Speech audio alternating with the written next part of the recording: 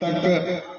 पूरे भारत में इस काव्य जगत में जो विदूषकों और मस्करों के नाम से जाना जाता था, निश्चित रूप से आने वाला समय होगा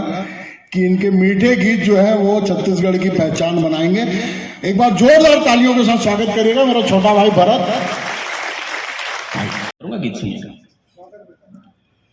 कि पापा मेरी पूरी कर दो फिर से एक मुराद, कि पापा मेरी पूरी कर दो फिर से एक मुराद, मेरे नन्हे हाथ पकड़ लो फिर गिरने के बाद, कड़वे से जीवन में दे दो फिर मीठी सी याद, कि पापा मेरी पूरी कर दो फिर से एक मुराद, फिर से एक मुराद, कि तेरे कांधे में बैठे तो रुतबा जग के पार गया, कि तेरे कांधे में बैठे तो रुतबा जग के पार गया, पर्वत नीचे बैठ गया और अंबर हमसे हार गया, मेले झूले बाग बगीचे सारे अपने नाम हुए, और तेरी दौलत के आगे कोई न साहूकार गया, फिर मेरा बचपन लौटा दो,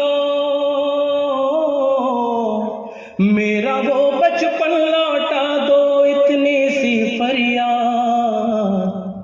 पापा मेरी पूरी कर दो फिर से,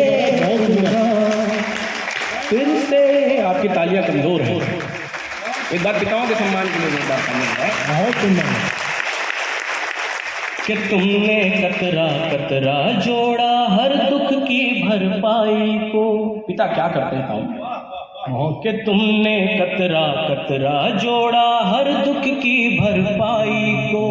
हमसे दूर किया है जैसे पीड़ा की परछाई को,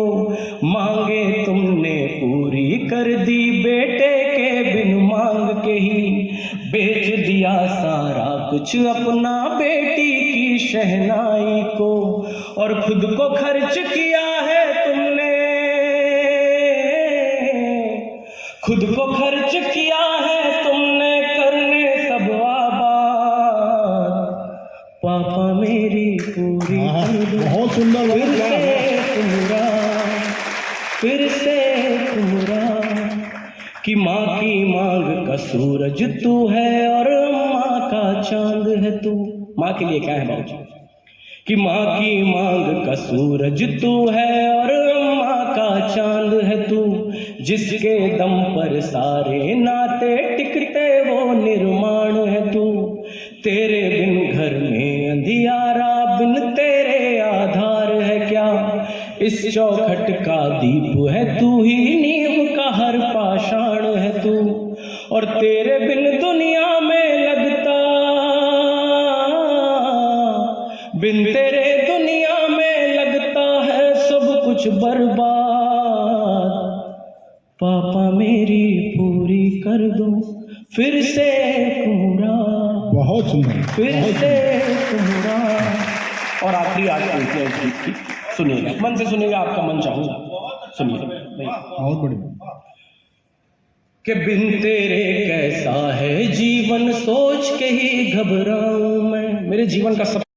कि बिन तेरे कैसा है जीवन सोच के ही घबराऊं मैं,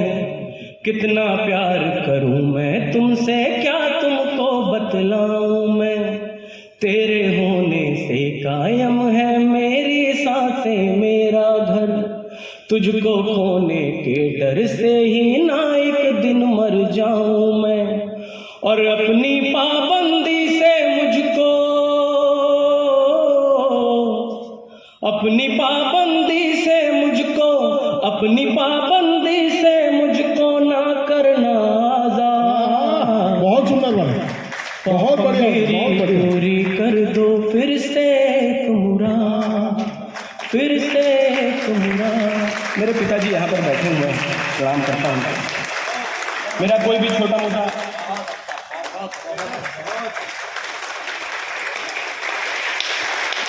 मेरी पूरी कर दो फिर से मेरे पिताजी बैठे हैं, जो कभी भी छोटा मोटा कुछ भी अचीव मैं कर लूँ तो शेयर करते हैं, अपने दोस्तों को बताते हैं, अपने आस पड़ोस में बताते हैं। पिताओं की ये प्रवृत्ति होती है कि अपने बेटे के बारे में बढ़ा चढ़ा कर बताना। लेकिन असलियत क्या है, इस गीत का आखिरी बंद आपके सामने रखता हूँ। बात मन तक पहुंचे तो मुझे अच्छी विदाई दीजिएगा कि मुझ पे जितना गर्व किया है उतनी भी कोई बात नहीं, कि मुझ पे जितना गर्व किया है उतनी भी कोई बात नहीं, तेरे नाम से ज्यादा मेरी सच बोलूं औकात नहीं, कि मुझ पे जितना गर्व किया है उतनी भी कोई बात नहीं, तेरे नाम से ज्यादा मेरी सच बोलूं औकात नहीं। और हम हासिल भी क्या कर लेंगे इस छोटी सी दुनिया में, आपका बेटा होने से बढ़ के कुछ भी सौगात नहीं। और फिर तेरे घर आना चाहूं,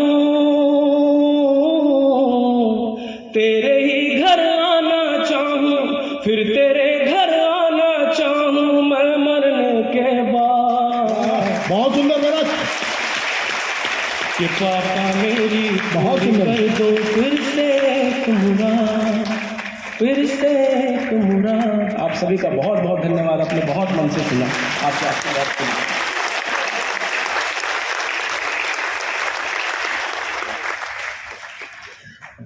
बेटी तुम सोचते हो आई तुम पे उधार बनके, आती है जिंदगी में बेटी बहार बनके, आती है जिंदगी में बेटी बहार बनके। लेकिन साहब, इस दुनिया ने पिताओं को उनके हिस्से का सम्मान नहीं दिया। पिता कम बोलते हैं। भारतीय परंपरा में हमारा पिता से संवाद बड़ा कम है। कारण यह होता है कि जब हमारी कोई इच्छा रहती है और उस इच्छा में हमारे पिताजी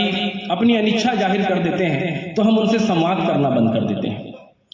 राम के राम होने में सिर्फ राम के धैर्य का योगदान नहीं है, दशरथ के आंसुओं का भी योगदान है। वरना जिस दशरथ ने राम को पाने के लिए अश्वमेध यज्ञ किया हो, जिस दशरथ ने विश्वामित्र द्वारा सुबाहु के वध के लिए राम के मांगे जाने पर उन्हें मना कर दिया हो, जिस दशरथ ने राम के वन चले जाने पर अपने प्राण त्याग दिए हों, अगर वो दशरथ राम को वनवास देते हैं तो निश्चित है उसके पीछे कोई बड़ा प्रयोजन होता है। लेकिन पिताओं को मैंने जैसे कहा कि उनके हिस्से का सम्मान नहीं मिलता। 4 पंक्तियां रखता हूं कि दायित्वों के भोगी को सुख का उपहार नहीं मिलता, कि दायित्वों के भोगी को सुख का उपहार नहीं मिलता, स्वयं विजय का कारण भी होकर जयकार नहीं मिलता, और औरों के दुख में भी अक्सर अश्रु खोने वाले को खुद की पीड़ा में भी रोने का अधिकार, कि खुद की पीड़ा में भी रोने का अधिकार नहीं मिलता। कि साकी को तो मैं कश पैमाना अच्छा लगता है, कि साकी को तो मैं कश पैमाना अच्छा लगता है, लेकिन भूखे पंछी को बस दाना अच्छा लगता है। दुनिया को कितनी जल्दी है मैं खाने की, पर मुझको शाम ढले तो पापा का घर आना अच्छा लगता है। बहुत सुंदर, बहुत शाम ढले तो पापा का घर आना अच्छा लगता है। और इस दुनिया में बाप हुए केवल हंसकर जीने वाले, इस दुनिया के तमाम पिताओं को समर्पित, कि इस दुनिया में बाप हुए केवल हंसकर जीने वाले, हमको थोड़े दुख में भी मर जाना अच्छा लगता है। साकी को तो मैं कश पैमाना अच्छा लगता है। एक गीत रखता हूँ, इस गीत ने मुझे थोड़ी बहुत जान पहचान दी, इस लायक बनाया कि इन बड़े कवियों के बीच आपके सामने मैं खड़ा हूँ। गीत आपके सामने रखता भर की बातों और विचारों से, कि रील भरी है दुनिया भर की बातों और विचारों से, पर्वत पंछी झरने नदियां सागर और कछारों से। रील भरी है दुनिया भर की बातों और विचारों से, पर्वत पंछी झरने नदियां सागर और कछारों से। रील भरी है अपमानों से, माँ बहनों की गाली से, जीव जंतुओं के शव से भी सजने वाली थाली से। रील भरी है ढोंगी शातिर बाबाओं से पीरों से, रील भरी है ढोंगी शातिर बाबाओं से पीरों से, बेशर्मी के चरण चूमती अधरंगी तस्वीरों से। और ज्यादा दर्शक पाने को अश्लील बनाया जाता है। भारत में कुछ भी हो तो रील बनाए, भारत में कुछ भी हो तो अब